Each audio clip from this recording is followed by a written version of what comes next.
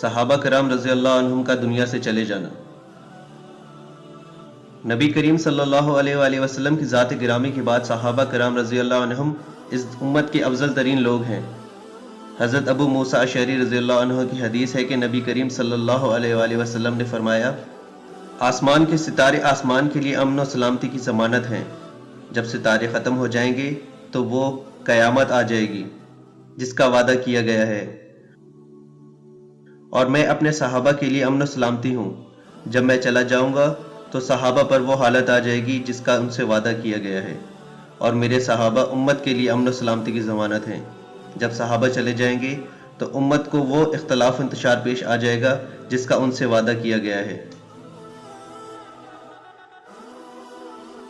اس حدیث سے معلوم ہوا کہ نبی کریم صلی اللہ علیہ وآلہ وسلم نے صحابہ کرام رضی اللہ عنہم کے دنیا سے چلے جانے کو قیامت کی دو نشانیوں کے ساتھ ملا کر بیان فرمایا ہے۔ ایک نبی کریم صلی اللہ علیہ وآلہ وسلم کا اس دنیا سے چلے جانا، اور دوسرا ستاروں کا جھڑ جانا اور شہابیوں کا گرنا۔ احادیث سے یہ بات بھی ثابت ہے کہ اس دنیا سے نیک لوگ ایک ایک کر کے اٹھا لیے جائیں گے، اور بالآخر بدترین لوگوں پر قیامت قائم کی جائے گی۔